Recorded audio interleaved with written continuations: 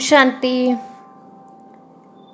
आबू पर्वत से शशि दीदी जी मम्मा के लिए कहती है, मातेश्वरी जगदम्बा सरस्वती इस ईश्वरीय विश्वविद्यालय की आधार मूर्त थी। प्यारे साकार बाबा के साथ कदम से कदम मिलाते हुए उन्होंने इस यज्ञ की नींव को बहुत मजबूत किया और ईश्वरीय ज्ञान को बहुत महीनता से धारण करते हुए स्वयं के जीवन को महान बनाया। मातेश्वरी जी जिस किसी से मिलती उसका तो भाग्य ही चमक उठता था। वे भाई बहने जो मातेश्वरी जी के सानिध्य में आए, उन्होंने अपने जीवन में अलौकिक अनुभूतियाँ और वरदान प्राप्त किए। मैं भी अपने आप को बहुत ही भाग्यशाली समझती हूँ कि मुझे भी मातेश्वरी जगदम्बा माँ से मिलने और कुछ समय उनके साथ बिताने का बहुत सुंदर अवसर प्राप्त हुआ। सन 1962 में पंजाब हरियाणा के टूर पर मातेश्वरी जी आए थे। करनाल में मनोहर दादी जी सेवा केंद्र का संचालन करती थी।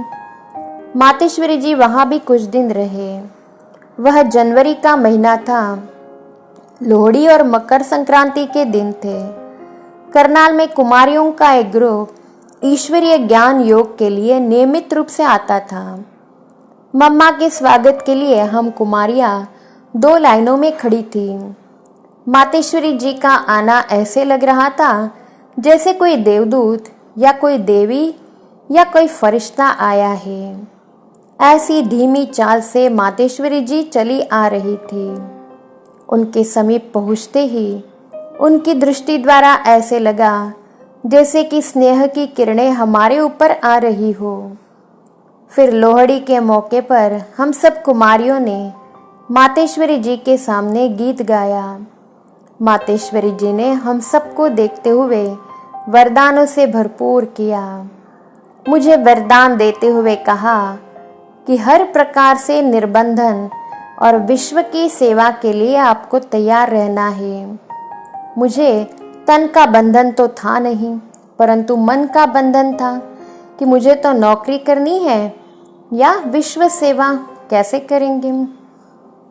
मम्मा के महालक्ष्मी रूप का अनुभव। उस समय मातेश्वरी जी जिस कमरे में रुकी थी, वहाँ की खिड़की से मैं बार बार झांककर उन्हें देखा करती थी। ऐसा करते एक बार मम्मा ने मुझे देख लिया और अंदर बुलाया। मैं उनके पास पहुंची तो उन्हें देखते ही ऐसे लगा जैसे महालक्ष्मी का साक्षात्कार हो रहा है, जैसे मुझे अपनी माँ का साक्षात्कार हो रहा है। मातेश्वरी जी की दृष्टि बहुत शक्तिशाली और लवफुल थी। मुझे अनुभव हो रहा था कि मेरे ऊपर लाइट की किरणें आ रही है। शांति।